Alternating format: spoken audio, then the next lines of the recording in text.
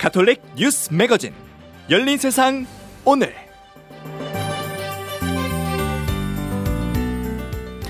안녕하세요. 김혜영 기자입니다. 오늘은 유엔이 정한 세계 인권의 날입니다. 벌써 70주년이 됐네요. 세계 인권의 날을 맞아서 청취자 여러분과 사형제에 대해서 생각해 볼까 합니다. 우리나라는 법적으로 사형이 가능합니다. 실제로 61명의 사형수가 있죠. 유영철, 강호순, 오원춘 등 이름만 들어도 끔찍했던 사건이 떠오르시죠. 하지만 사형수도 인간입니다. 그리고 생명의 무게는 누구에게나 똑같습니다.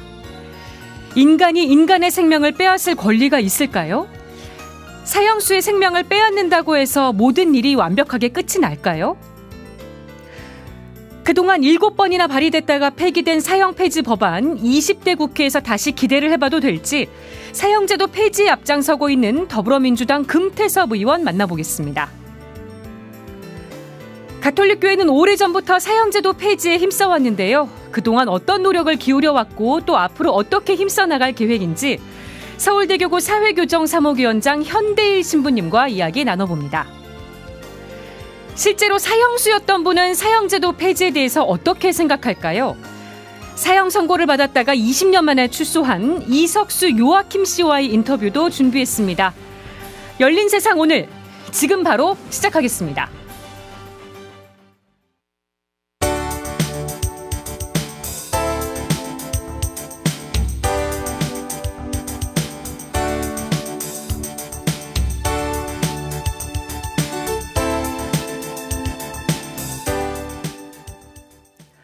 인간의 생명만큼 소중한 건 없다는데 다들 동의하시죠? 그럼 사형수의 생명은 어떻게 생각하시나요? 물론 범죄에 대한 책임은 반드시 져야 합니다. 하지만 목숨을 빼앗는 사형만이 정답일까요? 우리나라는 21년째 사형을 집행하지 않고 있죠. 하지만 아직도 찬반 여론이 엇갈립니다. 이제는 여론 대신 결단이 필요한 시점이 아닌가 싶습니다. 취재 기자와 살펴보죠. 맹현균 기자. 네. 사형제만큼 해묵은 현안이 없는 것 같습니다. 지금 청와대 국민청원 게시판에도 관련 청원이 많다면서요. 네, 이 사형과 관련된 청원만 1,500건이 넘습니다. 청원자 수가 20만 명을 넘으면 정부가 답변을 해야 하는데요. 그렇죠. 이 20만 명을 넘은 청원 가운데 5분의 1이 가해자의 강력한 처벌을 원한다는 내용입니다. 특히 올해 10월에 발생한 서울 강서구 PC방 살인 사건으로 이런 청원이 더 많아졌는데요. 네. 잔인한 범행이 알려지면서 용의자 김성수를 사형시켜야 한다는 청원이 줄을 이었습니다. 네, 우리나라는 이렇게 강력범죄가 발생할 때마다 사형 찬성 여론이 높아지곤 하는데 사실 국제적으로는 사형제를 폐지시키는 추세 아닙니까? 네, 맞습니다. 지난해 사형을 집행한 나라는 22개국 뿐입니다. 아프리카 기니와 몽골이 사형을 폐지하면서 완전한 사형 폐지국은 106개국으로 늘었습니다. 네. 그리고 우리나라를 포함해 사실상 사형 폐지국까지 더하면 전 세계 142개국이 사형을 하지 않고 있습니다. 또 현 정부도 사형제 폐지에 무게를 싣고 있습니다. 국가인권위원회는 12월 10일, 오늘이죠. 네. 세계 인권의 날을 앞두고 문재인 대통령의 사형 집행 모라토리엄 발표를 준비하고 있다고 밝혔는데요. 오늘 정말 발표가 이뤄질지 지켜봐야 하겠습니다. 네, 근데 사형제에 대해서 국민의 인식이 조금씩 바뀌고 있다는 얘기도 나오긴 합니다. 네, 국가인권위원회가 올해 실시한 조사 결과 때문인데요. 국민의 66.9%가 사형제 폐지에 찬성한다고 답변했습니다. 다만 이 사형을 대체할 형벌이 있어야 한다는 조건을 달았습니다. 네. 그냥 이 사형 폐지 찬반만 물었을 때는 사형제를 폐지한다는 의견은 4.4%에 불과했습니다. 아무래도 최근 잇따른 강력범죄에 대한 불안감이 작용한 걸로 보이는데요. 청와대 국민청원 게시판을 보면 흉악범죄에 대한 처벌이 관대해지면서 가해자의 인권이 피해자 인권보다 우선시되는 것 같아 화가 난다는 글이 있었습니다. 예. 또 이 어금니 아빠 이영학에게 1심 판결인 사형이 아니라 무기징역이 확정되자 비난 여론이 들끓기도 했습니다. 네. 근데 가해자를 처벌하는 방법에 사형만 있는 건 아니잖아요. 그렇습니다. 이 사형수도 사람이기 때문에 영혼과 지성을 지닌 존재입니다. 어떤 사형수에게도 앞으로도 착한 행동을 하지 않을 것이라고 단정할 수는 없습니다. 물론 사람에 따라서 교화에 걸리는 시간이 다를 수는 있습니다. 하지만 바뀌지 않는다고 단언할 수는 없는 거죠. 네. 물론 어려운 일입니다만 반성할 기회를 줘야 한다는 게 가톨릭교회의 입장입니다.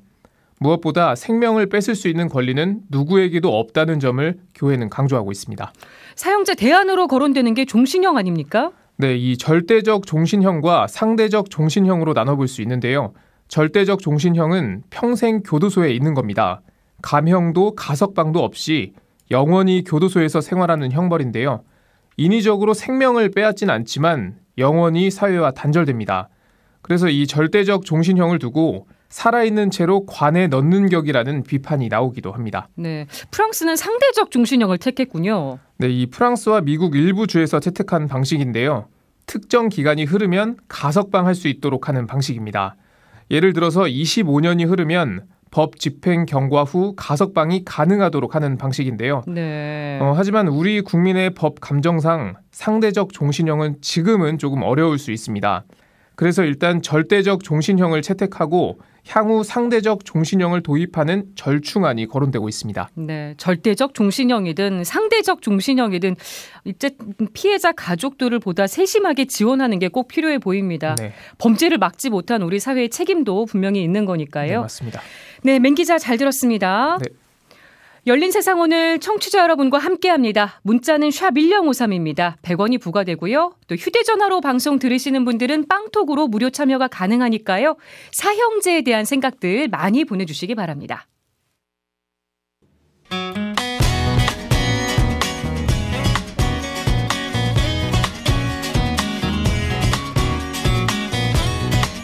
오늘의 시선, 생생한 인터뷰, 열린 세상 오늘.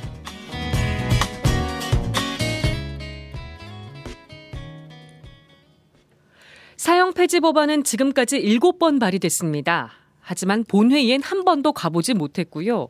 번번이 자동 폐기되고 말았습니다. 20대 국회가 벌써 반환점을 돌았는데요. 사형 폐지 법안은 발의도 안 된 상황입니다.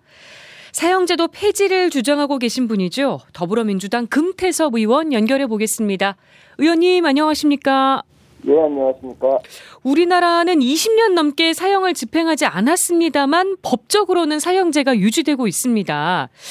사형 폐지 법안이 국회 문턱을 넘지 못한 가장 큰 이유 어떤 걸 꼽으시겠습니까? 사형 폐지 법안이 국회 문턱을 넘지 못한 가장 큰 이유는 역시 사형제 유지를 아직까지 찬성하는 여론이 높기 때문입니다. 네. 여론조사를 해보면은 특히 이제 강력범 사건이 발생을 할 때는 사형을 유지해야 된다는 여론이 더 높고요. 예. 또 하나의 이유는 사형 문제가 굉장히 중요한 문제이기 때문에 정치인들이 여기에 대해서 강한 생각을 갖고 있는 경우가 많습니다. 예. 그러다 보니까 이제 그 19대 국회 같은 경우에는 사형제 폐지와 서명해서 공동 발의한 국회의원이 절반을 넘었는데요. 그럼에도 불구하고 여론의 벽이 있기 때문에 이것이 본회의에 가지 못하고 법사위에서 그만 멈추고 말았습니다. 예. 본회의에 가게 되면은 누가 이 사형제 폐지 법안을 찬성했는지 반대했는지가 전광판에 그대로 나타납니다. 드러나죠. 예, 여기에 대해서 의원들이 부담감을 갖고 있는 것이 아닌가 해서 안타깝게 생각하고 있습니다. 네. 지금 천주교 인권위원회 이사장이시죠. 김영태 변호사의 말을 들어보면 예. 국회 법사위에 검사 출신 의원들이 많고 또 이분들이 사형 폐지 법안을 막고 있다고 말했습니다. 예. 의원님도 법사위 소속이신데다가 검사 출신이십니다. 어떻게 받아들이세요? 막상 현장에서 그 사형 선고를 받고 또 수감되어 있는 사형수들을 보게 되면 검사 출신이라 해서 반드시 사형제를 찬성하게 되거나 그렇게 되지는 않습니다. 예. 다만 김영태 변호사님은 오랫동안 이 사형제 폐지 운동을 하셨기 때문에 아주 잘 아실 텐데 예. 막상 강력 사건이 생기고 나면 어느 나라든지 그 여론조사를 해보면은 사형제 유지 여론이 높습니다. 이것이 가장 큰 걸림돌이라고 생각을 합니다. 예.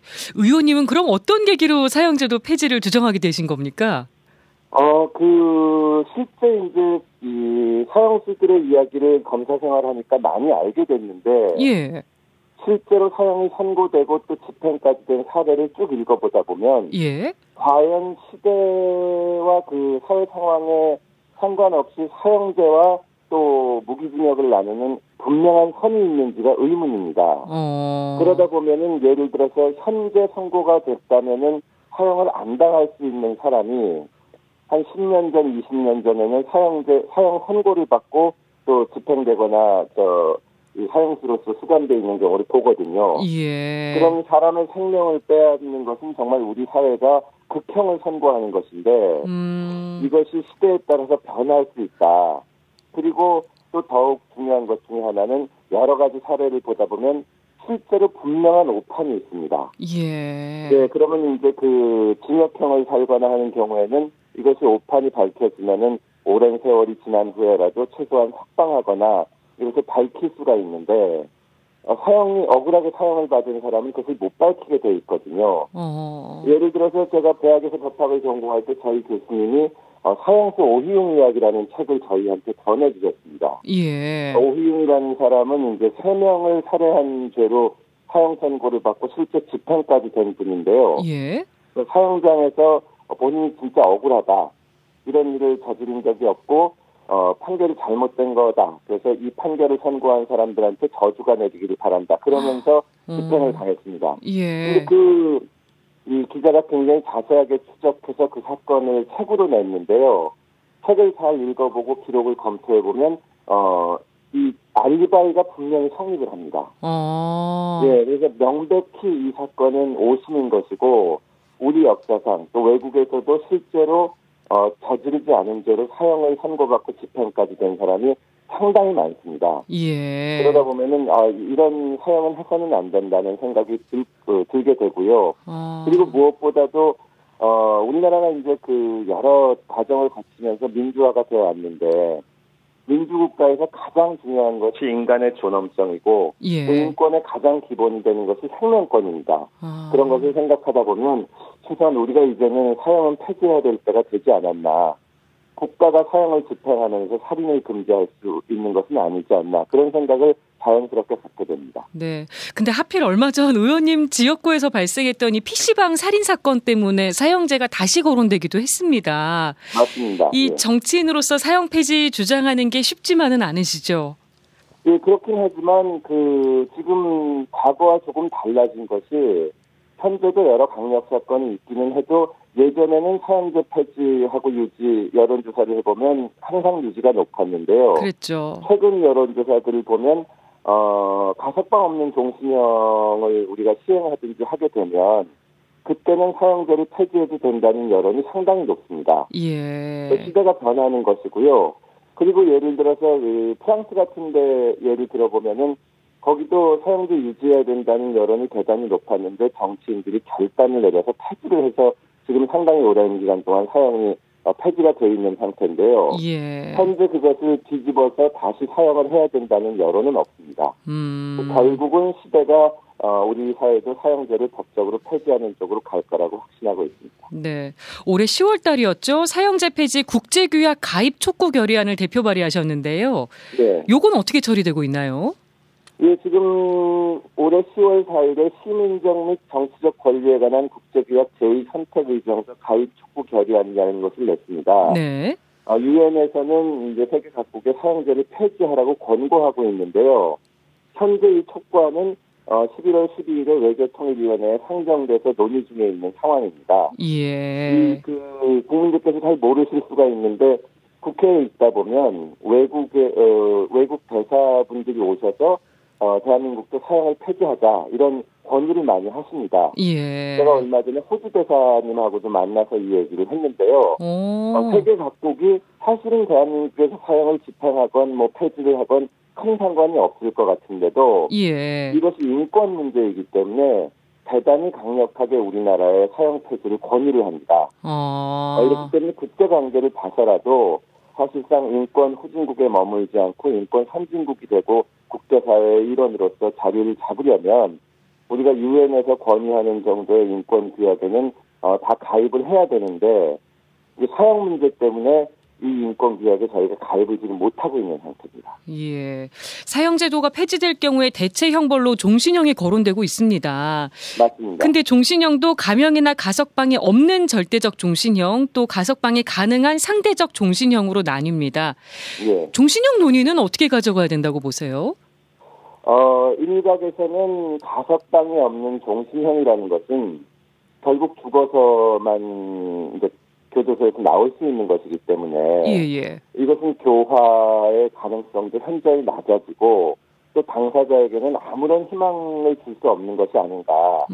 그래서 사형이 위헌인 것만큼 가석방 없는 종신형도 위헌이라는 주장을 많이 하십니다. 예. 저는 개인적으로는 많이 공감을 합니다. 이 의견에. 네. 다만 이제 저희가 그 사형 폐지가 지금은 당면 과제고 이것이 하나하나 단계적인 것을 밟아 나가야 되는데, 네.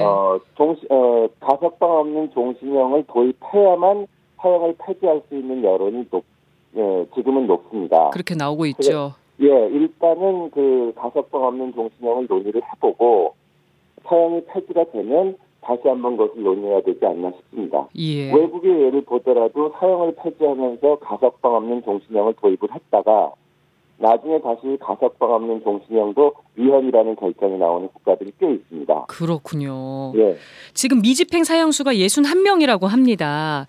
사형 폐지 법안이 통과되면 이미 사형이 선고된 사형수들은 어떻게 되나요? 폐지되면은 사형이 선고된 지금 사형수들에 대해서는 아마 감형을 하는 규정을 넣지 않을까 싶습니다. 예. 그리고 이것이 폐지가, 그러니까 여러 가지 경로가 있을 수가 있는데 법이 나올 수도 있고, 그 다음에 사형제에 대해서는 헌법재판소에서 위헌 심판이 여러 차례 제기가 됐었습니다. 예. 그럼 폐지 법안이 나온다면 현재 사형수로 수감되어 있는 사람들이 위헌 소송을 제기할 수도 있고, 그렇게 되면은 이제 감형이 돼서 종신형, 무기징역으로 감형되지 않을까 싶습니다. 네, 사형수들 직접 만나보기도 하셨죠? 예, 사실은 예전부터 법조인을 하면서 사형수를 만나보고 싶었는데요. 예. 내가 변호사가 되니까 이 보수정부 하에서는 사형수 접견하는 것이 좀 막아서 만나지를 못하다가 문재인 정부 들어가지고 제가 오랫동안 그 사형수들을 위해서 봉사하시는 분들과 함께 사형수들 몇 사람을 만나봤습니다. 예, 죄는 미워해도 인간은 미워하지 말라는 말도 있는데요. 어떤 생각 드셨습니까? 저는 그렇게 긴 기간을 만난 것이 아니기 때문에 말씀을 드리기가 어려운데 굉장히 오랫동안 사형수들을 위해서 봉사하신 분들이 있습니다. 예. 이분들의 얘기를 들어보고 또 실제 만난 경험을 종합을 해보면 정말 지금 수감되어 있는 61명의 사형수들을 우리가 목숨을 뺏어야 되나 그런 생각이 들고 충분히 오랜 기간을 거쳐서 교화를 시킬 수 있다고 봅니다. 네, 천주교가 전국적으로 지금 사형 폐지와 종신형 입법화를 위한 서명 운동을 벌이고 있습니다. 예. 이런 운동이 사형 폐지 법안 국회 통과에 도움이 될 수 있을까요? 큰 도움이 됩니다. 천주교가 다른 종교도 그렇지만 특히 사형 문제에 깊이 관여하고 오랜 기간 동안 여러분들이 애를 쓰셔서 정말 감사하게 생각을 하고 있습니다. 예. 결국 정치인들이 아까 말씀드린 것처럼 사형 존폐 문제 같은 데서는 강한 생각을 가지고는 있지만 이제 국민 여론도 바뀌고 하면은 결국 정치인들은 국민의 뜻에 따라가게 되는데 그 국민의 뜻을 나타내는 것이 이렇게 천주교 계신 분들처럼 노력을 해서 어떤 의견 같은 것을 계속 내주시는 겁니다. 이것이 실제로 큰 도움이 될 거라고 생각을 합니다. 네. 끝으로 그 딸 친구를 추행하고 살해한 어금니 아빠 이영학 씨 사건. 네. 1심에서 사형 선고 받았지만 2심과 대법원에서 무기징역을 받았습니다. 이게 지금 현행법상 가석방이 가능해져서 좀 불안해하시는 분도 있고 논란도 일고 있는데 이 문제는 어떻게 보십니까? 예, 그런 문제 때문에 이제 사형을 선고했어야 된다는 여론이 높은데요. 예. 가석방이 없는 종신형 제도를 도입하면 그것이 없어질 거라고 생각을 하고요. 네. 다만 이제 이런 사건이 나오면은 이게 피해자의 인권을 생각하지 않는 것이 아니냐는 비판도 많이 나옵니다. 예. 그러나 이제 그 가해자를 사형에 처한다고 해서 피해자의 인권이 보호되는 것이 아니고 실제로 사형을 존속시킨다고 해가지고 강력범죄가 줄어들지 않습니다. 선진국들 중에 사형을 지금 많이 집행하는 대표적인 나라가 미국인데요. 예. 미국이 유럽에 비해서 결코 잔인한 강력사건이 적지 않습니다. 그러면 강력범을 저지른 사람을 사형시키고 그냥 우리가 잊어버릴 것이 아니라 실질적으로 잔인한 범죄가 일어나지 않도록 노력을 해나가는 것이 중요하다고 생각합니다. 네, 지금까지 더불어민주당 금태섭 의원과 사형 폐지 법안에 대한 이야기 나눠봤습니다. 끝까지 힘써주시고요. 오늘 인터뷰 고맙습니다. 예, 감사합니다.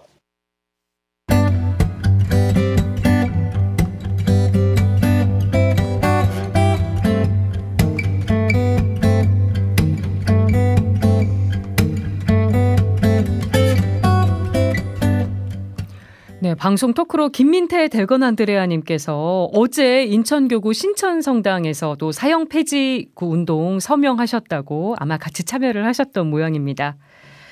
이렇게 천주교는 줄기차게 사형제도 폐지를 촉구해 왔습니다. 사람의 생명이 걸린 문제이기도 하지만요. 용서의 문화를 확산시키는 일이 쉽지만은 않네요. 천주교 서울대교구 사회교정 사목위원장이시죠. 현대희 신부님과 이야기 나눠보겠습니다. 신부님 안녕하세요. 예, 안녕하세요. 가톨릭교회가 사형 폐지 운동을 한 지 꽤 오랜 시간이 흘렀는데요. 이게 빨리 결실이 나진 않고 있습니다. 좀 답답하기도 하시죠? 예, 워낙에 어려운 문제이니까요. 예. 네, 오늘은 70번째로 맞는 세계 인권의 날입니다. 앞서 국가인권위원회가 그 세계 인권의 날에 문재인 대통령의 그 사형 집행 중단 선언을 추진한다는 얘기가 있었는데요. 여전히 기대를 좀 하고 계신가요? 예, 기대를 하고 있고 열심히 노력하고 있지만 또 그거에 너무 얽매인 것보다 우리가 해야 될 바를 또 계속 추진하는 것도 중요하다고 생각합니다. 네. 근데 우리 국민의 법 감정은 아직도 사형 폐지를 완전히 받아들이진 못하고 있습니다. 지금 흉악범죄가 발생할 때마다 사형제 찬성 여론이 높아지곤 하는데 국민의 이런 인식은 어떻게 바라보십니까? 예, 우리가 계속 여론 이야기를 하고 앞서서도 계속 몇 퍼센트 얘기를 하는데 국민들의 법 감정, 여론 때문에 사형제를 유지해야 된다는 것은 비유를 들면 로마지구 콜로세움 검투사 경기를 보다가 검투사가 마음에 안 들다고 막 군중들이 야유를 내면 황제가 죽이는 것과 다를 바 없다고 생각합니다. 예, 그렇게 비겁한 변명이죠. 그러니까 사형제 유지해야 된다는 여론이 65%. 아까 말씀드렸듯이 나왔듯이 프랑스의 경우 계속 얘기가 나오잖아요. 그런 여론에도 불구하고 미테라 대통령과 법무부 장관 결단으로 1981년에 폐지를 했잖아요. 그리고 아까 김태섭 위원도 말씀을 하셨지만 그런 결단을 하여서 폐지를 한 뒤에는 오히려 더 여론이 그러한 결단에 대해서 지지를 많이 보내고 있고 그러한 결단으로 인해서 프랑스는 인권국가 사형 폐지 운동의 핵심 국가로 거듭나고 있지 않습니까? 그러니까 여론 때문에 못한다라고 생각한다는 것은 여론을 의식해야 된다. 그렇기 때문에 민주주의다. 그것은 어떻게 보면 반대로 생각해야 봐야 되지 않을까. 민주주의니까 진정으로 국민이 주권을 갖고 있는 국민이 주인이니까 국가가 국민의 생명을 뺏는 것이 아니라 생명을 보호해야 된다는 것이 당연한 것이죠. 사형시켜버림으로써 국가가 나는 의무 다했어 라고 무책임하게 책임을 회피해버리는 것이 아니라 앞서 말씀 나왔듯이 오판의 가능성도 있고 사실 범죄 억제력이 있지도 않은 사형제를 유지시키는 것이 아니라 오히려 피해자들에게 더 많은 지원과 노력을 쏟아서 추스릴 수 있도록 하고 재생활을 할 수 있도록 하고 사회가 정말 무엇이 문제인가를 살펴보면서 재발 방지에 힘쓰는 것, 그것이 국민이 주권인 나라, 그게 민주주의가 아닐까 생각이 됩니다. 네, 그러니까 여론으로 결정할 문제가 아니라는 말씀이신 거네요. 예. 근데 또 사형제 유지에 찬성하는 분들은 무고하게 죽은 사람의 생명은 누가 책임지느냐, 하루아침에 가족을 잃은 그 유가족들은 어떻게 하느냐, 그래서 사형은 죗값이라고 얘기하는 분도 있습니다. 이런 주장은 뭐라고 답변하시겠습니까? 그런 생각 쉽게 할 수 있죠. 근데 사실 그러한 질문에는 굉장히 큰 선입견을 가지고 있습니다. 위험한 선입견을 갖고 있는데 사형제를 유지하면서 사형시켜버리면 피해자 생명에 대해서 우리 국가가 책임을 다한 것일까? 흉악범을 사형시키면 피해자 가족의 삶에 대한 책임을 국가가 면하는 것일까요? 사형시켜버림으로써 국가가 난 의무 다했어. 무책임하게 책임을 회피해버리는 것이 아니라 앞서 말씀드렸듯이 오히려 범죄 피해자들에게 더 많은 지원과 노력을 쏟아야 하는 것이 아닌가. 사형시킨다고 그 무고한 피해자들이 돌아오는 건 아니잖아요. 엊그제 피해자 가족 모임을 했었어요. 그런데 이제 요즘에 앞서 말했듯이 종신형 입법 청원 서명 운동 하잖아요. 우리 한 범죄로 딸을 잃으신 어머니가 당신 아는 분들에게 이제 그 성당에서 단체 활동하는 모든 분들에게 서명 운동하라고 빨리 하라고 독려를 했다라는 얘기를 나누어 주시더라고요. 예.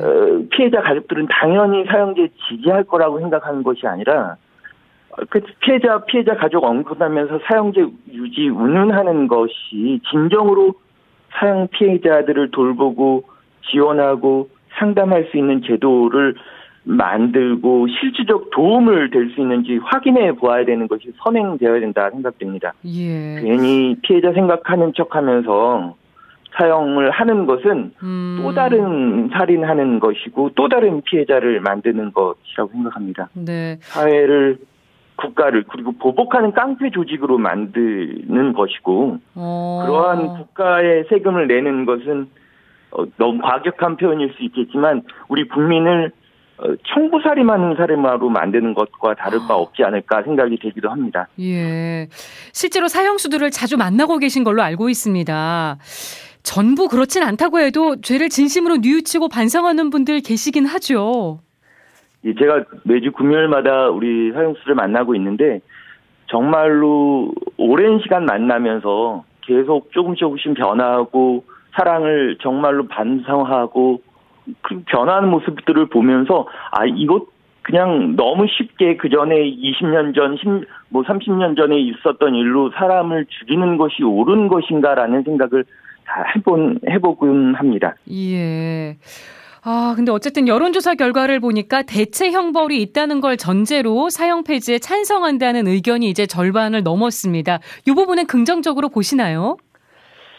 예, 앞서 말씀드렸고 계속 나오듯이 그 종신형에는 절대적 종신형과 상대적 종신형이 있잖아요. 예. 근데 우리 교황님께서는 처벌은 재소자가 과거가 아닌 미래를 보게 하고 재소자가 희망의 지평을 가지게 해야 한다.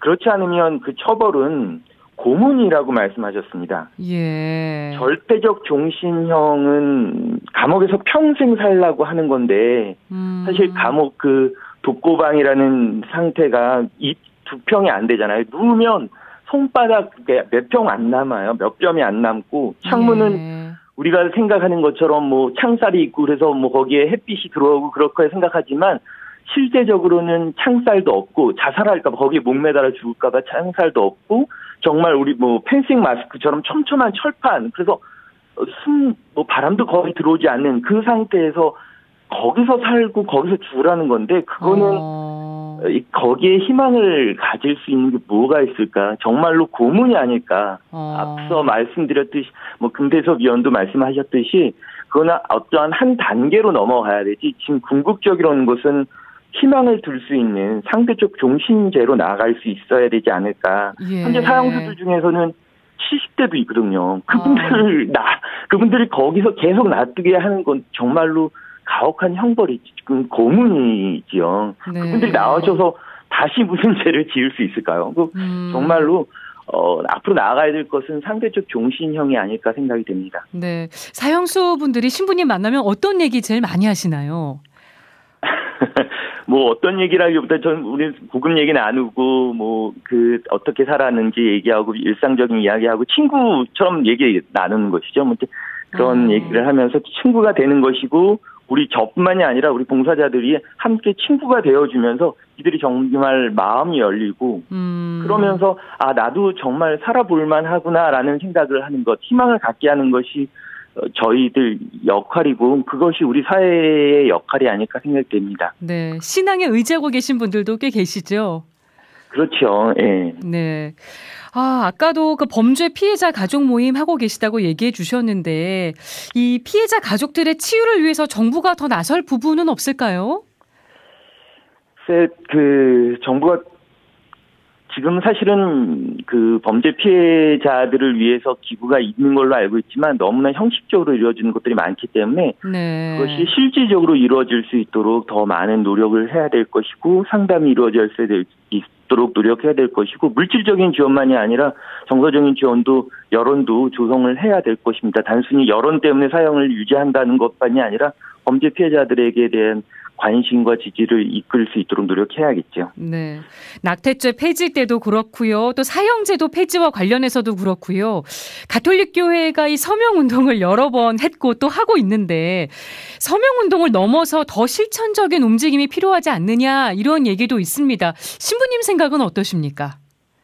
예, 기본적으로 그 입법을 하는 것은 이제 국회의원들의 역할이니까 이제 국회의원들이 해야 될 몫이지만 국회의원들도 역시 지역구 민심을 살피기 때문에 여론이 중요한 것이죠. 그래서 서명운동이라는 게 이제 이 여론을 조성하고 그래서 간접적으로 국회의원들을 압박하는 것, 독려하는 방법인 것이죠. 그래서 이런 여론 형성을 하는 것, 서명조사도 굉장히 중요하다고 생각하는데 그것뿐만이 아니라 사실은 주교회의 사형 폐지 소위원회는 그 계속 여러 가지 토론회도 있고 세미나도 하고 있고 토크 콘서트도 하고 있고 뭐 직접적으로 국회의원들을 압박해서 15대서부터 19대까지 지금 사형 폐지 입법 발의 서명을 계속 발의하고 있고 그다음에 또 사형위원 제청도 추진하고 있으니까 여러 가지 하고 있습니다. 그래서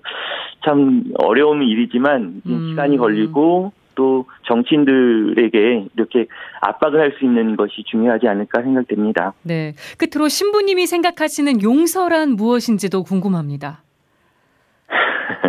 이 용서라는 게 진정한 용서라는 것은 하느님이 하시는 거죠. 근데 사형 폐지를 논하면서 용서를 얘기를 하는 게 굉장히 참 어려운 이야기이고 그렇습니다. 사형 폐지가 사형수들을 용서하기 위해서 우리가 사형 폐지를 하고자 하는 건 아니잖아요. 네. 사형 폐지를 이야기하는 근본 논의는 인간 존엄성이고 생명 존엄이고 뭐 그러한 논의에서 이루어지는 것이고 더욱이 사형수들을 보호하기 위해서가 아니라 국가가 한 사람의 생명을 빼앗아도 될 수 있다라는 개념과 제도에서 탈피해서 국가는 절대 사람의 생명을 빼앗으면 안 되고 오히려 생명권을 보장해야 된다는 그러한 바탕에서 그래서 우리가 살고 있는 사회를 더 가치 있게 만들고자 하는 논의에서 이루어지는 것이지 사형수들을 용서하기 위해서 사형제를 폐지하자는 논의는 아니거든요. 그래서 이 용서를 이 사형제 폐지에서 논의하는 것은 좀 조심스럽지 않을까 생각이 듭니다. 네, 조금 다른 개념이라고 보시는 거군요. 그렇죠. 예. 네, 알겠습니다. 지금까지 서울대교구 사회교정 사무위원장 현대일 신부님과 얘기 나눠봤습니다. 오늘 말씀 고맙습니다. 예, 감사합니다. 이번에는 사형수였던 분을 만나보려고 합니다. 사형수에서 무기수로 또 유기수로 감형을 받으셨고요. 결국 20년 만인 2010년에 출소하셨습니다. 지금은 봉사와 헌신의 삶을 살고 계시네요. 이런 걸 인생 역전이라고 하는 거 아닐까요? 사실 2년 전에 열린세상 오늘에 한번 나오셨었는데요. 사형 폐지 특집 방송이라 다시 한번 모셨습니다. 이석수 요아킴님 전화로 만나보죠. 이석수님 안녕하세요. 예, 안녕하세요. 네, 명함에 힐링 강사라고 되어 있으시다던데 지금 강연을 얼마나 많이 하고 계신 겁니까? 예, 힐링 참 좋은 말이죠. 치유를 뜻하고 또 기쁘지 아니한가라는 그 사전적 의미가 있습니다. 예. 그래서 강연을 많이 하고 계시군요. 예. 네. 강연에서 주로 어떤 내용 들려주십니까? 우리가 세상을 살아가면서 조금이나마 사람들에게 기쁨을 줄 수 있는 그런 일을 한다면 얼마나 행복한 직업이겠습니까? 이게 사람들의 사람을 치유해 줄 수 있는 계기가 될 수 있겠죠. 본인이 겪으신 사연을 들려주시는 것만으로도 듣는 분들이 또 많이들 놀라기도 하고 그러시죠. 예. 어떤 분들은 엄청 감동적이더라고 말씀하시는 분도 있거든요. 그런 분들에게 더 힘과 용기를 주고 싶습니다. 네. 사형 선고 받으셨던 게 1991년, 그러니까 지금으로부터 27년 전 일입니다. 이런 질문이 죄송하기도 합니다만 그때 기억이 좀 나시나요? 그날을 어떻게 잊을 수가 있겠습니까? 판결 듣고 어떠셨습니까? 예, 저는 사형수에서 무기수로 감형되었을 때, 예. 정말 세상에서 제일 아름다운 그런 순간적인 장면을 저는 느꼈습니다. 그래서 다시 한번 이 살아가는 제 생의 삶만큼은, 정말 사람들에게 보탬이 되고 힘과 용기를 줄 수 있는 그런 사람다운 삶을 살아야 되겠다는 그런 각오를 많이 받았습니다. 네. 지금 무기징역도 되게 힘든 형벌이 아니냐 얘기도 있지만 사형수에서 무기징역으로 감형된 것만으로도 큰 힘이 되셨던 거죠? 예. 하느님의 은총 그 자체라고 보면 되겠습니다. 그 정도로. 예. 제가 앞에서 인생 역전이라는 말도 했습니다만 사실 개인적으로도 가장 궁금한 부분이 있습니다. 예. 사형 선고까지 받으셨던 사형수가 마음을 다잡는 게 쉽지 않으셨을 것 같거든요. 그렇죠. 제가 듣기로는 모범적인 수감 생활을 하시고 출소하시기까지 열심히 살아야겠다고 다짐한 계기가 있으셨나요? 예. 전 이제 세상에 어떠한 유혹과 시험에도 들지 않는다는 것입니다. 그리고 하느님에 대한 경외심이 제 마음에 가득 들어 있습니다. 네. 그래서 하루하루 살아가면서 살얼음을 밟는 심정으로 하루 후회 없이 부끄럼 없이 열심히 살아가고 있습니다. 네. 가톨릭 신앙은 언제 접하신 거예요? 예, 제가 저희 아내를 만나고 난 뒤에 예. 알게 되었습니다. 그렇군요. 그런데 껍데기 심자에 불과했고 사고가 난 후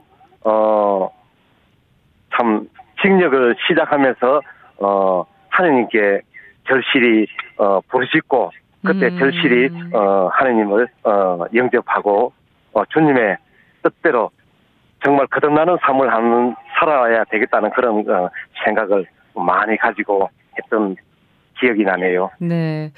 세상이 너무 빨리 변하고 있어서요. 예. 20년 만에 출소하셨을 때 적응하는 것도 쉽지 않으셨을 것 같아요. 어떠셨습니까? 쉽지 않았죠. 정말 주님께서 주신 이 제 생의 삶만큼은 정말 과거와 다른 주님의 뜻에 부합할 수 있고 세상에 조금이라도 보탬이 되어야 되겠다는 그런 각오로 제 마음을 항상 다잡으면서 하루하루 열심히 살아왔던 것 같습니다. 네. 살다 보면 누구나 힘들고 지치고 또 상처받곤 합니다. 예. 그럴 땐 어떻게 이겨내고 계세요? 첫째는 주님께 향한 믿음이었습니다. 암울한 시간과 환경과 저의 절망적인 서글픈 모든 마음을 오롯이 하느님께만 의탁했으니까요. 예. 인명호피라는 말도 있듯이 사랑하는 가족과 형제와 은인들에게 두 번 다시 실명시켜드리지 않고 반드시 새롭게 거듭납서 더러워진 저의 이름을 회복해야겠다는 그런 각오를 많이 했었죠. 예, 신앙심이 정말 깊으신 것 같습니다. 네, 감사합니다. 네, 사형제도와 관련된 질문도 드리고 싶은데요. 예. 최근 흉악범죄가 잇따르면서 사형제 폐지에 반대하는 국민이 지금 여론이 높게 나오고 있습니다. 또 예. 20년 넘게 사형을 집행하지 않았는데 굳이 사형제를 없앨 필요가 있냐고 얘기하는 분들도 있고요. 어떻게 생각하십니까? 예, 저는 사형 폐지를 간절하게 바라는 사람의 한 사람입니다. 네. 큰 죄를 지었다고 해서 국법으로 사람의 생명을 해치는 것은 창조의 영역을 침범하는 것이라고 생각하고요. 예. 큰 죄를 저지른 등 사형수 중에 사람의 마음이 아닌 짐승 같은 잔악한 마음을 가진 자들이 얼마나 되겠습니까? 물론 큰 죄를 지은 사람들을 편드는 것은 절대 아닙니다. 그러나 사형 선고를 받고 집행을 하지 않아도 사형수들은 죽음 없지 않은 고통 속에서 눈물의 삶을 살면서 지내고 있었겠습니다. 예. 그리고 자신의 잘못을 반성하고 회개하는 이들도 제가 많이 보았습니다. 그러시군요. 그들에게 한 줄기 희미한 희망이라도 줄 수만 있다면 그들 중 대다수가 사람으로 변화할 것입니다. 예. 요즘 분노를 다스리지 못해서 일어나는 사건 사고도 많고요. 또 예. 청소년들은 잘못된 행동인 줄도 모르고 돌이킬 수 없는 죄를 짓는 경우도 적지 않습니다. 예. 어떤 얘기 해주고 싶으세요? 한마디로 사람이 댐댐이가 무엇보다 중요한 시기인 것 같아요. 네. 사람이 가슴이 따뜻해야 하는데 요즘 인성교육이 절실하게 필요한 것을 요즘 청소년들에게서 많이 봅니다. 순간적인 감정에 분노를 참지 못하고 과격한 행동으로 돌변하는 사건을 보면 또 한 번 사람의 인성에 대해서 생각을 깊이 해봅니다. 예. 이 나라 미래의 주인공은 청소년들인데 나라가 잘 되고 사람의 도리를 기록한 상강어른 있죠. 그게 생각이 나네요. 네. 요즘은 어떤 기도 많이 하십니까? 예, 저로 인해서 유명을 달리하신 고인분들께서 하늘나라에서 천산영복을 누리시기를 간절히 바라고요. 또 저로 말미암아 가슴 아파하는 유족들을 위해서 제가 더 바르고 착한 마음으로 사회에 빛과 소금의 역할을 하는 게 좀 제가 결초 보온하는 게 아닌가 이렇게 생각하면서 하루하루 제 자신을 살펴보면서 열심히 살아가고 있습니다. 네, 행복한 사형수라는 책도 내셨고요. 예. 지금 수필가이자 강사이자 또 연주자로 많은 분들한테 희망을 주고 계신데요. 예. 앞으로 꼭 하고 싶은 일 또 있으세요? 예, 저희 책 제목처럼 행복한 사형수로 보람된 삶을 살아가고 싶습니다. 절망하고 힘겨운 이들과 방황하는 비행 청소년들에게 새로운 이종표가 되어 희망을 주고 싶어요. 네. 그리고 주님께서 제게 재생의 삶을 주신 것은 반드시 깊은 뜻이 있을 것입니다. 네. 빛과 소금의 삶을 열심히 펼쳐가고자 하루하루 제 마음을 늘 다잡고 있습니다. 그러시군요. 예. 네, 지금까지 사형수였던 과거를 뒤로하고 희망의 메신저로 살고 계신 이석수 요아킴님 만나봤습니다. 오늘 이렇게 나와주셔서 고맙습니다. 고맙습니다. 네, 한 주간 여론의 흐름을 살펴보는 민심은 천심 시간입니다. 김정은 북한 국무위원장 답방에 대한 여론 살펴보고요. 또 사형제에 대한 국민의 생각도 같이 들여다보겠습니다. 리서치 배종찬 본부장 연결합니다. 본부장님 안녕하세요. 배종찬 본부장입니다. 네, 지금 김정은 위원장 답방에 대한 관심이 높아지고 있습니다. 언제 답방할지 어디를 방문할지 궁금한데요. 여론 어떻습니까? 네, 김 위원장의 답방은 교착된 남북 및 북미 관계의 돌파구가 될 전망입니다. 언제 어디로 올지가 최대 관심사인데요. 리얼미터가 TBS 의뢰를 받아 지난 5일 실시한 조사, 전국 500명 무선전화 면접 및 유무선 RDD 자동응답 조사였고요. 표본오차 95% 신뢰 수준 플러스 마이너스 4.4%포인트, 응답률 7.9%, 자세한 사항은 조사기관 홈페이지에서 확인 가능합니다. 이 김정은 위원장의 서울 답방에 대해 어떤 입장인지 물어봤습니다. 네. 이 답방을 환영한다는 의견이 61.3%였습니다. 남북 화해, 한반도 평화에 도움이 된다는 이유이고요. 이 반대는 31.3%였습니다. 북한의 위장 평화 공세에 불과하다는 이유인데요. 예. 김 위원장의 답방 환영 여론이 반대의 약 2배였습니다. 네, 김 위원장의 답방을 달가워하지 않는 반응도 있습니다만 그래도 많은 국민이 환영하는 이유는 어떻게 볼 수 있을까요? 네, 국내 여론은 이 답방 반대 여론보다 환영 여론이 약 2배가량 되는데, 그렇지만 북한의 김정은 위원장 입장에서는 아직 답방을 해도 되겠구나 하는 상황은 아닌 걸로 보여집니다. 이런 환영 여론이 높은 이유는 김 위원장에 대한 개인 호감보다는 이 지속적인 남북 정상 간의 교류가 한반도 평화, 이 군사적 긴장 완화에 도움된다는 우리 국민들의 판단으로 보여지는데요. 네. 이 대구 경북 지역에서 답방에 대한 반대 의견이 상대적으로 높은 편이었지만 이 전국적으로 답방 환영 여론이 높았습니다. 60세 이상을 포함한 모든 연령대에서 이 답방 환영 여론이 높았고요. 이념적 중도층에서는 답방 환영 여론이 압도적이었습니다. 예. 이 답방 반대 의견은 자유한국당, 바른미래당 지지층에서 높았고요.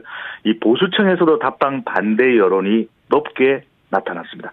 예. 일각에서 제기하기로는 김 위원장의 답방이 대통령 지지율 상승 동력이 될 것이다라는 이야기도 있는데 이건 다소 좀 지나친 진단이 아닌가라는 분석도 해봅니다. 네, 대통령 지지율도 좀 살펴보겠습니다. 요즘 뭐 주변 인물들 논란에다가 각종 사건 사고까지 있었던 터라서 지지율에 도움이 됐을 것 같진 않아요. 네, 경제가 가장 큰 대통령 지지율 하락 원인이겠지만 최근 들어 이 주변 인물 논란으로 대통령 지지율은 40%대로 내려온 상태입니다. 한국갤럽이 자체적으로 지난 4월부터 6일까지 실시한 조사 전국 1,002명 휴대전화 RDD 조사 표본오차 95% 신뢰 수준 플러스 마이너스 3.1%포인트 응답률 15% 자세한 사항은 중앙선거론조사 심의위원회 홈페이지에서 확인 가능합니다. 네. 문재인 대통령이 대통령으로서의 직무를 잘 수행하고 있는지 잘 못 수행하고 있는지 물어봤는데요. 이 잘하고 있다는 긍정평가 49%, 잘 못하고 있다는 부정평가가 41%였습니다. 이 같은 조사 기관의 결과 취임 이래 긍정 지지율이 가장 낮은 수준으로 나타났습니다. 네, 계속 하락세를 보이고 있는 건데 그동안 하락의 원인을 경제로 보는 진단이 많았습니다. 경제 말고 다른 이유도 있다고 봐야 될까요? 어떻게 보십니까? 네, 다른 이유가 있습니다. 대통령 지지율 하락을 분석하는 설명으로 이영자 현상, 신동엽 현상, 유명 방송인의 이름을 붙여서 설명하는 경우도 있지만 예. 더 중요한 이유는 이 대통령 지지율에 결정적 영향을 주는 변수는 경북공입니다. 경제, 북한, 대통령의 공약 실천인데요. 예. 바로 공약 이행이 추가 하락의 이유가 된 것으로 풀이됩니다. 대통령 직무 수행을 부정적으로 평가하는 이유를 물어봤는데요. 경제, 민생 문제 해결 부족이 49%로 가장 높았습니다. 예. 이 긍정적으로 평가하는 이유는 북한 또는 외교 등 이 북한 관련 이유가 절반이 넘어서 대북관계 이 지지율이 대북관계 관련 사항이 대통령 지지율에 가장 큰 영향을 주는 것으로 보여집니다. 그렇지만 중요한 것은 이 공약 부분입니다. 개혁, 복지, 인사 문제 등 국정 과제로 정해놓은 대통령 공약이 적극적으로 이행해야만 이 대통령 지지율 반등의 계기가 만들어질 것으로 보여집니다. 네, 화제를 돌려서요. 오늘 사형제에 대한 여론조사 결과도 준비하셨죠? 네, 그렇습니다. 지난 3, 4년 전만 하더라도 사형수의 인권이 강조되면서 이 사형제 폐지에 대한 긍정적인 국민 여론이 만들어졌었거든요. 네. 그렇지만 최근 들어 김영애 의원께서도 아시겠지만 각종 흉악 범죄가 이 집중적으로 부각되고 피해자를 더 보호해야 된다 이런 여론이 나타나면서 이 폐지 여론이 주춤한 상태인데요. 이 국가인권위원회가 지난 8월 20일부터 28일까지 아주대 산학협력단에 의뢰해서 전국 2,000명 온라인 조사를 실시했습니다. 이 사형제도 찬반을 물어보았는데요. 이 당장 폐지하자는 의견은 당장입니다. 4.4%. 향후에 폐지하자가 15.9%로 나타나서 이 폐지와 관련된 여론이 상당폭 줄어들었습니다. 예. 사실상 사형제도가 시행되지 않고 있는 대한민국 상황이지 않습니까? 네. 그렇지만 이 국민 여론은 사형제를 폐지하는 것에 대한 부정적 여론이 높았습니다. 네, 사형제를 유지한다고 해서 강력범죄가 줄어든다고 할 수 없는데도 국민의 법감정은 아직까지 사형 폐지에 공감을 하지 못하고 있는 것 같은데요. 대체 형벌 등에 대한 여론은 어떻습니까? 네, 이 사형제 여론은 여전히 현재 진행 중입니다. 사형제 이 존속이 범죄, 특히 강력 범죄를 줄이는 단 하나의 방법으로 생각하지는 않는 것으로 보여지는데 다양한 국민 의견이 존재하고 있습니다. 이번 조사에서는 이 대체 형벌 도입을 할 경우를 물어봤거든요. 그러니까 이제 사형제가 아니라 다른 형벌을 도입해서 사형제를 대체한다고 할 경우에 그렇다면 사형제 폐지에 동의할 수 있는지 여부를 국민들에게 물어봤습니다. 상당히 이 최근 들어서는 사형제에 대한 이 부정적인 여론이 높아진 상황이기 때문에 좀 질문에 다른 설명을 붙여서 조사를 실시를 했는데요. 예. 이 대체 형벌 도입을 할 경우에 사형제도 폐지에 동의하는지 여부를 물어봤더니 우리 국민 10명 중 7명에 가까운 69.9%가 폐지에 동의하는 걸로 나타났습니다. 지금 현 상태라고 한다면은 이 사형제에 대해서 동의해주기가 쉽지는 않다라는 것이죠. 예. 하지만 이 사형제를 대체해줄 수 있는 형벌이 만들어진다면은 우리 국민들의 사형제에 대한 인식도 변하는 것으로 나타나는데, 그렇다면 이 대체 형벌을 무엇으로 할 것이가 가장 중요한 관건입니다. 예. 그래서 이 구체적인 대체 형벌로는 무엇을 했으면 좋겠느냐라고 물어봤더니 이 사면이나 가석방이 없는 절대적인 종신형, 그러니까 완전히 가석방 사면이 없는 무기징역을 의미하는 것일 텐데, 예. 10명 중 8명 정도가 압도적으로 또 이 방법을 동의하는 것으로 나타났습니다. 그런 만큼 이런 대체 형벌만 도입이 된다면 사형제에 대한 폐지 여론도 높아질 것으로 보여지는데요. 네. 이 국가가 가장 우선시하는 국민의 기본권이 무엇인지도 동시에 물어봤습니다. 그랬더니 이 생명권이 가장 우선시되어야 된다는 것이 이 자유, 평등권보다도 더 높은 것으로 나타났습니다. 우리 국민들이 그만큼 국가가 국민의 생명을 지켜줘야 된다는 것도 사형제를 바라보는 하나의 시각이 될 텐데, 예. 이 사형제에 대한 우리 국민들의 생각 여전히 김혜영 앵커께서 보시다시피 매우 또 복잡합니다. 이 신의 한 수 또 솔로몬의 지혜는 없습니다. 그런 네. 만큼 더 나은 방법을 찾기 위한 공론화, 지속 토론은 필요하다는 것이 민심은 전심으로 들립니다. 네, 민심은 전심. 리서치 배종찬 본부장과 함께했습니다. 고맙습니다. 감사합니다. 네, 문자로 지금 많은 분들이 의견 보내주고 계신데요. 테두리님, 용서와 화해, 하느님과 닮아가는 사회가 돼야 합니다. 의견 보내주셨고, 또 미나옥실리아님께서 흉악 범죄자들은 정말 밉지만 그래도 똑같이 소중한 생명이기에 인권을 보호해야 된다. 사형제 폐지해야 된다. 또 천사님께서는 사형 폐지가 먼저인 것보다는 앞으로 범죄가 발생되지 않도록 정책과 국민보호 시스템이 먼저 필요하다고 생각된다. 이런 의견도 보내주셨네요. 또 하이팅님께서는 우리 가족 중에 누군가가 범죄자로부터 생명을 잃는다면 사형 폐지를 얘기할 수 있을까요? 이렇게 보내주셨는데, 아직까지도 이 사형제 폐지에 대해서 우리 청취자들 사이에서도 좀 의견이 엇갈리시는 것 같습니다. 세계 인권의 날을 맞아서 사형제에 대한 인터뷰 집중적으로 전해드렸는데요. 유영철의 손에 어머니와 아내, 아들을 잃은 고정원 씨가 저희 프로그램에 나와서 하셨던 말씀이 생각납니다. 우리 사회가 좀 더 사람을 생각했으면 좋겠다고. 사랑하면 용서할 수 있다고. 물론 쉬운 말이 아니죠. 그래서 더 울림이 있습니다. 열린 세상 오늘 1부 마칠 시간입니다. 저는 잠시 후 2부에서 뵙겠습니다.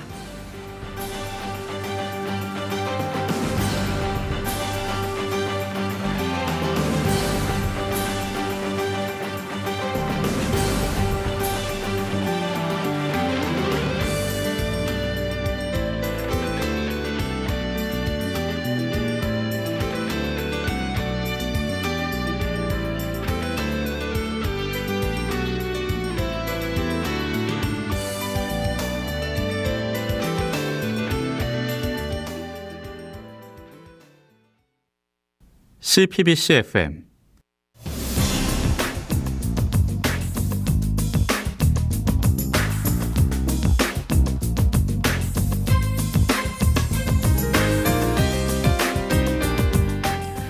열린 세상 오늘 2부 문을 열겠습니다. 지난 주말 국민을 놀라게 한 KTX 탈선 사고, 출발한 지 얼마 안 된 시점이라 그나마 더 큰 피해는 막을 수 있었지만요. 요즘 안전사고가 너무 많다는 게 문제입니다. 저유소부터 통신망, 온수관, 그리고 KTX까지 뭐가 문제인 걸까요? 또 어떤 대책이 필요할까요? 취재기자와 짚어보겠습니다. 제주에 몰려온 예멘인들을 계기로 우리 사회 난민 찬반 공방이 뜨겁습니다.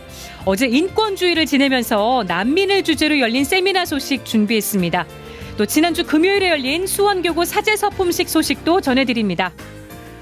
그리고 한 철거민의 죽음을 노래로 추모하는 시간도 마련했습니다. 열린 세상 오늘 2부 지금 바로 시작하겠습니다.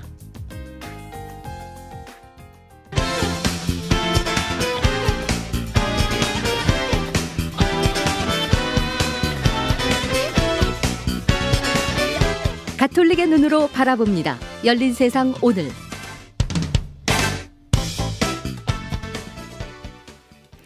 지난 토요일 아침에 벌어진 KTX 탈선 사고 아마 놀라신 분들 많을 겁니다. 일단 사고가 났던 강릉선은 오늘 새벽에 복구됐는데요. 사고가 잦은 KTX 정말 괜찮은 걸까요? 또 KTX 말고도 안전사고가 많았죠. 저유소, KT 아현지사 화재, 백석역 온수관 파열까지 우리 사회 불안한 안전 이상도 기자와 챙겨보겠습니다. 안녕하세요. 네, 안녕하세요. 일단 강릉선 KTX 복구에 꼬박 이틀이 걸렸는데 복구 상황부터 좀 정리를 해볼까요? 네, 오늘 새벽 5시 30분 첫 열차 운행이 시작이 됐습니다. 이에 따라서 현재 서울 강릉 구간 KTX는 정상적으로 운행이 되고 있습니다. 다만 그 사고 구간에서는 시속 40km 정도로 저속 운행이 이루어지고 있습니다. 네. 앞서 쿠레일은 기관차를 제외한 탈선한 열차 전량을 구원 열차를 이용해서 강릉 차량 기지로 이동했고 파손이 심한 기관차는 선로에서 빼냈습니다. 네. 사고가 난 토요일 아침부터 어젯밤까지 주말 내내 승객들이 많은 불편을 겪었잖아요. 그렇습니다. 그 승객들은 날벼락을 맞은 셈이죠. 그 사고 열차에 198명의 승객이 타고 있었는데 네. 14명의 승객이 다쳤고요. 승무원 1명이 부상을 당했습니다. 네. 사고로 강릉선 진부역에서 강릉역 구간 운행이 말씀하신 대로 중단이 됐었고요. 네. 하지만 그 기관차 객차 열량이 탈선했고 전차선 조과선 약 100m, 레일 약 400m 정도가 굴곡되는 대형 사고였기 때문에 동해안을 오고 간 승객들 주말 내내 큰 불편을 겪었습니다. 네. 사고 원인은 정확하게 좀 밝혀졌습니까? 네, 현재 선로 전환기가 정상 작동하지 않았다 이렇게 지금 알려지고 있습니다. 예. 그 선로 전환기를 연결하는 케이블이 잘못됐다 이렇게 유관 조사가 그 결과가 나왔는데요. 선로 전환기에서 열차가 멈춤 신호를 보내야 되는데도 정상 신호가 나갔다 이런 얘기입니다. 그 왜 선로 전환기가 정상적으로 작동하지 않았느냐 이 점에 대해서는 그 사고 원인의 조사와 초점이 맞춰지고 있는데 예. 그 케이블이 연결된 곳은 사고 지점에서 조금 떨어진 그 청량 신호소라는 곳입니다. 사고 직전 케이블을 누군가가 건드렸을 가능성 또 하나는 시공 자체가 부실했을 가능성이 있습니다. 현재 국토부 항공철도조사위원회가 사고 원인을 조사하고 있는데 네. 어떤 경우든 이런 부분에 대한 철저한 조사가 이루어져야 할 것입니다. 네, 문제는 요즘 KTX 사고가 너무 많았다는 점입니다. 그렇습니다. 그 20일 동안 공식적으로 보고된 게 10건이었고 그 제가 실제로 피해를 본 경우도 있는데요. 네. 지난달 26일 밤 그 10시 10분쯤에서 금천역 부근의 화물열차 고장으로 제가 한 30여 분 정도 25분에서 30분 정도 사이에 늦게 도착한 적이 있었거든요. 예. 이뿐만이 아닙니다. 23일은 충북 청주시 오송역 부근에서 KTX 큰 사고가 났었고요.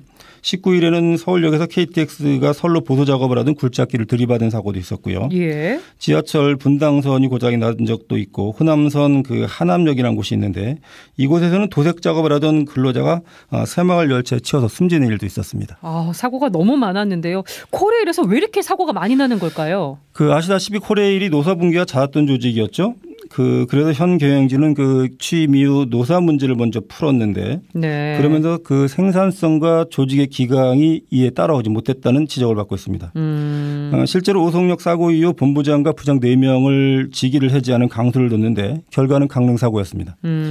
조직의 그 고장이 나고 단단히 고장이 났다 이런 뜻인데요. 그리고 또 한 가지는 이제 이런 부분도 있습니다. 그 사회 현실과 너무 동떨어진 법 체계를 갖고 있지 않느냐 이런 부분인데 코레일의 이제 한 간부가 저에게 이런 얘기를 했습니다.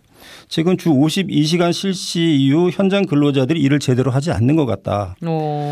다시 말해서 선로를 보수하고 점검하는 일은 과거보다 줄지는 않았는데 근로시간은 주 52시간제로 줄었죠. 예. 그렇다고 해서 인건비는 한정되어 있기 때문에 추가로 인력을 더 배치할 수는 없는 상황이고 그러다 보니까 그 과거보다 점검을 좀 대충 하는 경우가 있다. 이렇게 좀 저한테 토로를 했는데 네. 상당히 그 설득력이 있었습니다. 또 한 가지는 그 경영진의 전문성입니다. 오영식 사장은 그 이번 사고가 난 후에 기업 극강화 때문에 사고가 났다 이런 얘기를 한 적이 있습니다. 추위 때문이 아니었냐 얘기였죠. 예, 첫 번째 그 토요일 날 그런 얘기가 나왔었는데 사실은 뭐 앞서 말씀드린 대로 선로 그 전환기의 그 사고였는데 이 정도로 그 전문성이 없는 부분들 이런 부분들이 지금 그 사고의 원인이 되고 있습니다. 예, 주무부처인 김현미 장관도 결국 사과까지 했는데요. 지금 열차뿐만 아니라 다른 기반 시설에서도 지금 사고가 많다는 점이 역시 문제입니다. 그렇습니다. 그 기억하시겠지만 고양 저유소 화재 있었고요. 아현동 KT 공동구에서 불이 난 적도 있었고요. 그리고 고양시 백석동에서는 온수관이 파열된 적도 있었죠. 네. 파주에서는 대규모 정전 사고가 났었고요. 이런 그 사회 기반 시설에 대한 사고가 잇따르고 있다는 점 불안한 요인이 아닐 수 없습니다. 네, 온수관 파열 같은 경우는 낡은 배관이 원인이었는데 지금 안전 점검만 한다고 될 게 아니라 노후 시설들 특별 점검이 필요해 보입니다.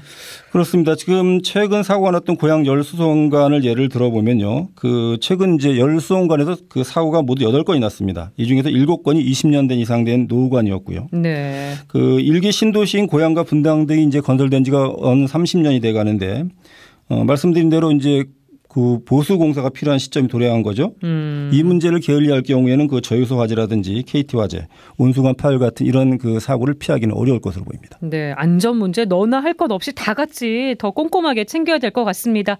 잘 들었습니다.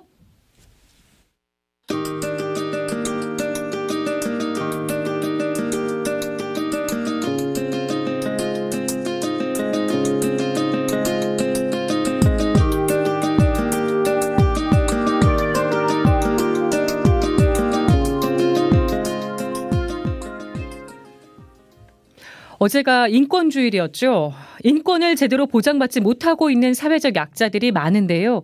그중에서도 난민에 대해서 같이 생각해봤으면 합니다. 이학주 기자 나와 있습니다. 이 기자. 네, 안녕하세요.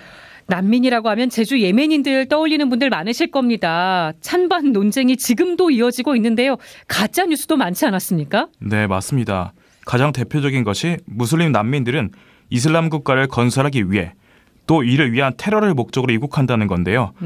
젊은 남성이 주로 이루는 것도 이러한 이유 때문이라고 주장했습니다. 예. 또한 난민이 증가하면 범죄도 증가한다.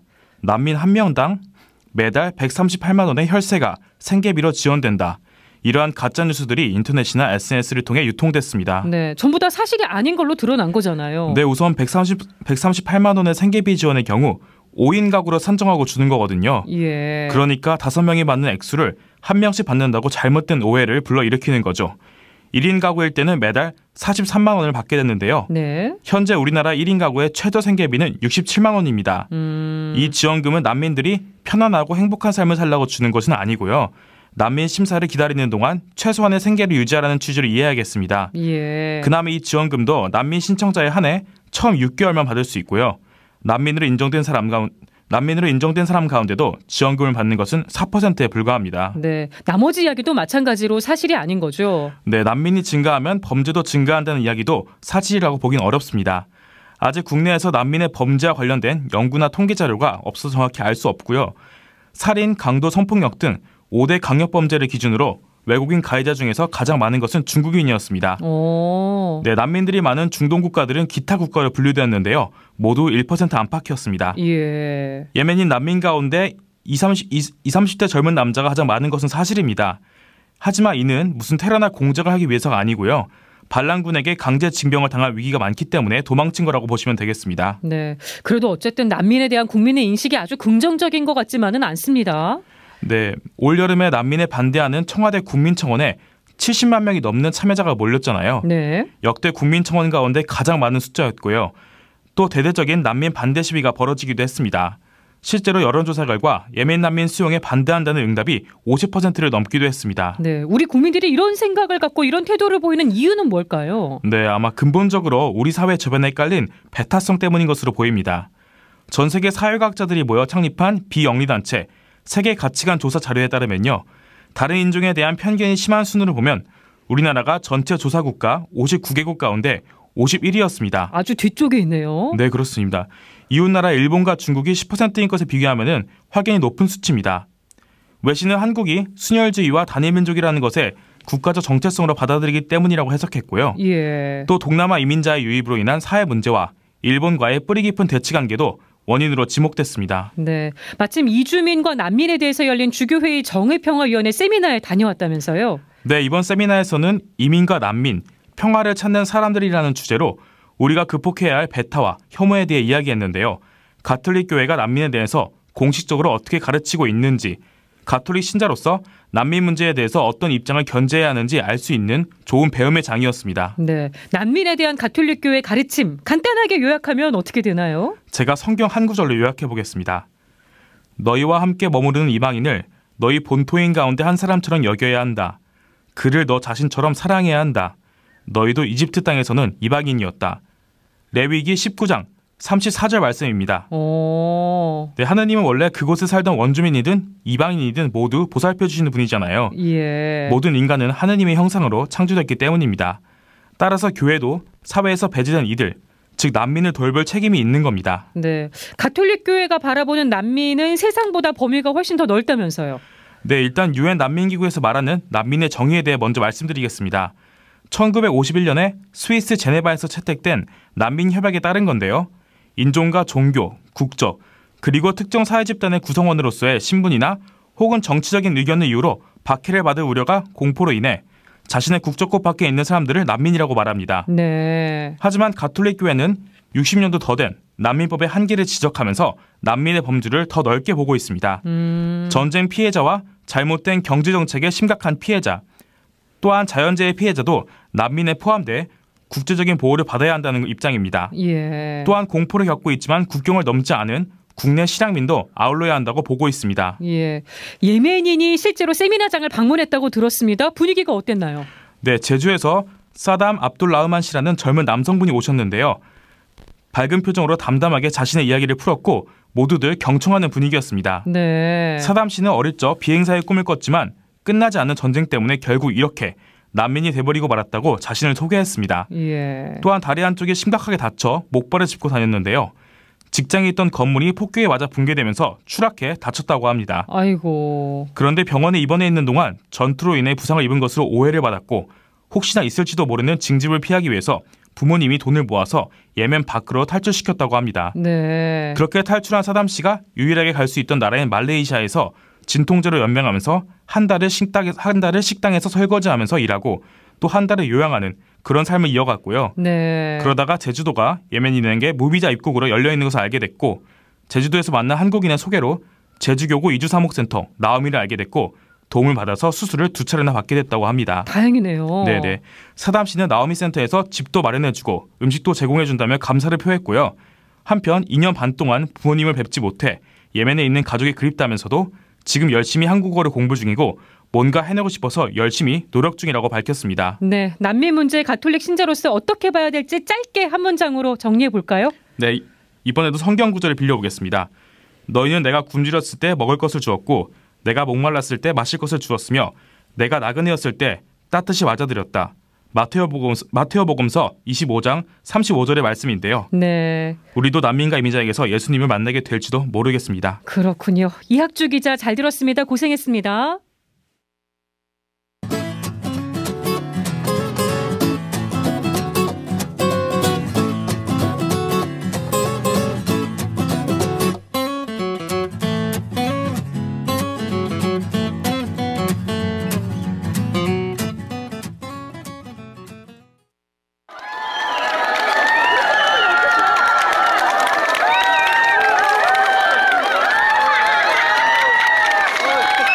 무슨 함성 소리냐고요? 네, 새사제 탄생을 기뻐하는 수원교구 신자들의 환호성입니다.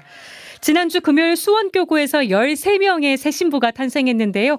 현장에 다녀온 김영규 기자로부터 자세한 소식 들어보죠. 안녕하세요. 네, 안녕하세요. 아니, 대설 한파에도 불구하고 많은 분들이 수원교구 사제서품식에 참석을 하신 모양입니다. 네, 그렇습니다. 수원교구 사제서품식이 7일 정자동 주교자 성당에서 수원교구장 이용훈 주교 주례와 사제단 공동 집전으로 거행됐는데요. 네. 서품식에는 새 사제들의 가족과 본당 신자 등 2,500여 명이 참석해서 그리스도의 모범을 따라 하나님의 착한 목자로 살아가기를 기원했습니다. 최재한 부제를 비롯한 13명은 서품식에서 가장 낮은 자세로 엎드려 사제직 소명을 되새기며 모든 성인의 전구를 청했습니다. 네. 교구장 이용훈 주교는 강론에서 겸손한 자세로 소임을 다해줄 것을 당부했습니다. 이용훈 주교의 말입니다. 사제는 백성들과 함께 걸으며 특히 고통받는 이들의 사정을 귀담아 듣고 비천한 처지에 있는 이들과 가진 것을 나누며 만나는 이들에게 희망과 사랑의 등불이 되어야 하며 주님께서 사제의 손에 맡기신 모든 일을 위해 몸과 머리를 숙이는 겸손한 자세로 소임을 다해야 할 것입니다. 이주교는 또 새 사제들이 주님께 대한 항구한 믿음을 고백하고 교회의 가르침과 정신에 따라 기쁨과 평화를 누리며 백성들 위해 기꺼이 봉사하는 참 목자가 되도록 기도해달라고 신자들에게 당부했습니다. 네. 또 주한 교황대사 알프레도 시에레브 대주교는 축하 메시지를 통해 교황님의 사도적 축복을 전하면서 착한 목자이신 그리스도께서 수품자들을 당신 사랑 안에 머물게 하고 성령을 통해 인도해 주길 기도한다고 말했습니다. 네, 사제 서품식 지켜보면 감동받는 분들 많으시잖아요. 네. 올해도 여기저기서 눈물이 목격됐다면서요. 네, 그렇습니다. 성인 호칭 기도가 울려 퍼지는 동안 부모들은 제대 앞에 엎드린 수품 후보자들을 바라보며 자신도 모르게 흘러내리는 눈물을 조용히 닦아냈습니다. 안수와 사제 서품 기도가 진행되는 동안 수품 후보자들도 감격의 눈물을 흘렸습니다. 네. 그런가 하면 교구장 이용훈 주교가 공지사항 시간에 새 소임지를 발표할 때는 가족과 본당 신자들의 환호성이 절정에 달았습니다. 들어보시죠. 조현규 빈첸시오 신부님, 출신부장에서 많이 오셔서 좋은 함성을 질러주시네요. 동천 성바오로 본당 보좌,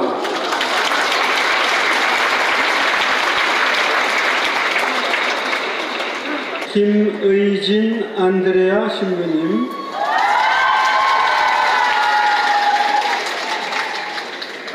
본당 성요한 본당 제3보좌, 네, 소임지를 서품식 현장에서 바로 발표하셨네요. 네. 새 사제와 부모님들 소감도 들어보셨다고요? 네, 새 사제들은 수품 성부처럼 기도 안에서 가난하고 불쌍한 이들을 보살피는 착한 목자가 되기를 하느님께 기도드렸는데요. 현정훈 상종수 신부의 소감과 김영빈, 김지섭 두 사제 부모님의 말씀을 함께 들어보겠습니다.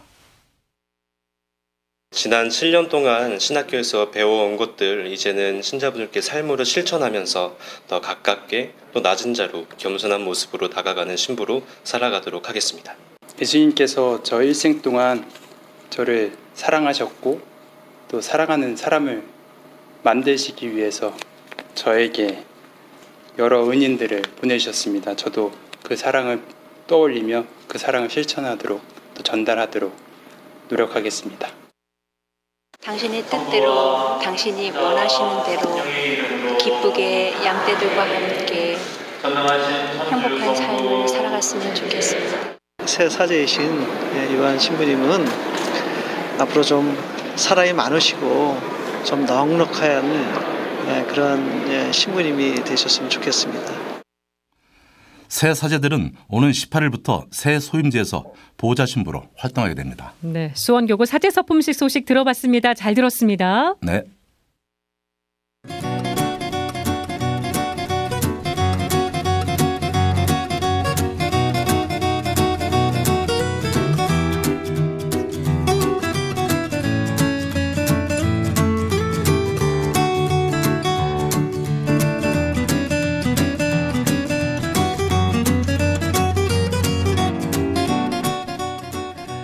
주말 동안 많이 추우셨죠?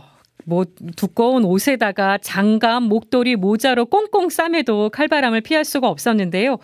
다행히 오늘부터 한파가 조금 누그러든다고 하지만 본격적으로 시작되는 겨울 추위가 두려운 분들도 있습니다. 김유리 기자와 살펴보죠. 어서 오세요. 네, 안녕하십니까. 김 기자도 주말에 많이 추웠죠? 네, 저도 정말 온몸을 꽁꽁 싸매고 다녔는데도 너무 추워서 발을 동동 구르면서 다녔습니다. 네, 오늘 준비한 소식도 추위와 관련된 얘기라면서요? 네, 우리가 흔히 춥고 배고플 때가 가장 서럽다고 하죠. 네. 네, 추워지는 날씨가 무서운 사람들, 그러니까 따뜻하게 누울 곳 하나 찾기 어려운 이들의 이야기를 해보려고 합니다. 누구 얘기를 하시려는 건지 어떤 내용입니까? 네, 먼저 머리를 좀 식힐 겸 잠시 노래를 들으실 텐데요. 노래를 들으면서 떠오르는 장소 하나를 생각해 보시겠습니다.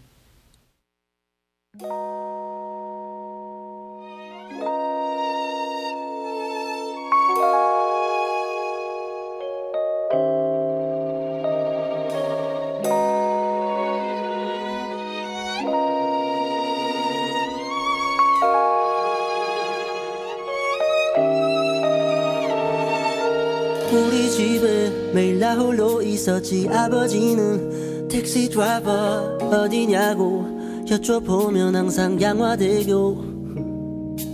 아침이면 머리맡에 놓인 별사탕에 라면 땅에 새벽마다 퇴근하신 아버지 주머니를 기다리던 어린날의 날 기억하네.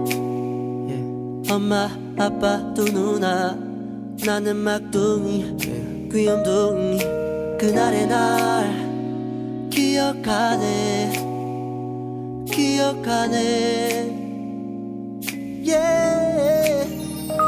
행복하자 우리 행복하자. 아프지 말고 행복하자. 아니 자이언티의 양화대교인데 양화대교에서 무슨 일이 있었던 거군요. 네, 지난주 화요일이니까 엿새 전이네요. 양화대교와 이 성산대교 사이에서 한 사람이 발견됐습니다. 내일이 오는 게 두렵다면서 스스로 목숨을 끊은 30대 남성 박준경 씨입니다. 네. 박 씨는 추운 겨울에 쫓겨나 먹지도 자지도 못하고 갈 곳도 없다면서 사흘 동안 길에서 보냈다는 말을 남겼습니다. 아, 어디서 쫓겨난 겁니까? 네, 박 씨가 어머니와 함께 살던 집인데요. 마포구 아현 2구역, 그러니까 지하철역으로는 2호선 이대역과 아현역 사이에 지금 재건축 사업이 진행되고 있다고 합니다. 예. 근데 박 씨는 강제 집행으로 살던 곳에서 쫓겨났는데 머물 곳이 없었다고 합니다. 아니 재개발이 되면 기존에 살던 주민들 보상을 받지 않습니까? 네, 그렇죠. 그런데 박 씨의 경우에는 이에 해당하지 않았는데요. 재개발이 되면 원주민은 공사기간 동안 임대주택을 제공받거나 당장 급한 대로 집을 구할 수 있는 비용을 지원받을 수 있습니다. 예. 그런데 말씀드린 경우는 재개발이고 박 씨의 경우는 재건축이었습니다. 어떻게 다른 겁니까? 네, 재개발은 공공사업의 성격이 강한 반면에 재건축은 민간사업의 개념입니다. 네. 박 씨가 살던 곳은 재건축 지역이라 보상받을 법적 근거도 약한 데다가 원래 살던 곳이 보증금 200만 원에 월세 25만 원 정도였는데 이걸로는 다른 곳으로 이사를 갈 수도 없었다고 합니다. 아이고. 네, 그나마 박 씨의 어머니는 지인의 집에 신세를 졌는데 도저히 박 씨까지는 같이 지낼 수가 없어서 노숙 생활을 했습니다. 네, 강제 집행으로 살 곳을 잃게 되고 결국 떠돌다가 극단적인 선택까지 하게 된 거군요. 그렇습니다. 박 씨의 경우에는 지난 9월에 살던 집에서 쫓겨난 이후 이곳 저곳을 전전했는데 결국 기존에 살던 아현 2구역의 빈집을 찾아 잠을 잤다고 합니다. 이곳은 전기도 물도 들어오지 않는데 바람이라도 그나마 피할 수 있고 무엇보다 익숙한 곳이었기 때문으로 생각됩니다. 예. 그런데 또 이를 알게 된 재건축조합 관계자와 철거 용역들이 지난달 30일 박 씨를 또 내쫓았습니다. 그러니까 살던 집에서도 쫓겨나고 빈집에서도 또 쫓겨난 거네요. 네, 그렇습니다. 두 번째로 내쫓긴 박 씨는 사흘 뒤에 양화대교와 성산대교 사이에서 발견됐는데요. 차가운 주검으로 이제 발견이 됐습니다. 예. 네, 박 씨와 어머니가 살던 아현 2구역은 올해 8월부터 총 24차례의 강제 집행이 이루어졌습니다. 특히 지난달 최종 철거 전에는 100명에 이르는 용역들이 철거민 집을 에워쌌고 옥상을 타고 철거 대상 건물로 진입하는 이런 폭력까지 행사했다고 합니다. 예. 근데 이 강제 집행을 할 때는 현장을 감독하는 집행관과 경찰, 인권 지킴이가 있어야 하는데 당시에는 아무도 없었다고 합니다. 네. 그러니까 불법으로 진행된 강제 집행이었던 겁니다. 아니 신고라도 좀 할 수 있지 않았을까요? 네, 저도 그 부분이 궁금해서 좀 더 찾아봤는데요. 이 철거민들은 자신의 생존권이 위협당했다는 공포감이 커서 무력해진다고 합니다. 그러니까 삶의 터전을 빼앗겼다는 상실감이 커서 적극적인 조치를 취하기가 어려운 겁니다. 예. 그래서 어떤 사회복지제도를 찾기보다 극단적 선택으로 내몰리기 쉽다는 분석도 있습니다. 아유, 날이 계속 추워지고 있는데 박 씨 같은 사례가 또 발생할까 봐 걱정입니다. 네, 이제 이런 경우가 일반적이라고 말하기는 어렵지만 분명한 거는 이 추위가 단순한 날씨의 변화를 넘어서 이제 고통스러운 사람들이 우리 주변에 많다는 겁니다. 네. 박 씨의 죽음을 두고도 개발이 불러온 비극, 국민의 생명을 국가가 위협한 모습이라는 분석도 나오는데요. 그래서 지금은 통계조차 잡히지 않는 이런 강제 집행으로 인한 피해를 전수조사해야 한다 이런 목소리가 높은 상황입니다. 네. 네, 오늘이 이제 한 주를 시작하는 월요일 좀 안 그래도 각박한 세상에 바쁜 한 주 시작하고 계시는 분들 많으실 겁니다. 하지만 이 추운 날씨에 국가와 지역사회의 보호를 받지 못하면서 우리의 관심이 미치지 않는 곳에서 고통받는 이들이 있다는 걸 기억해 볼 필요가 있겠습니다. 네, 세계 인권의 날에 보내드린 열린 세상 오늘 하림의 위로로 인사드리겠습니다. 함께해 주셔서 감사하고요. 저는 내일 아침 7시에 돌아오겠습니다.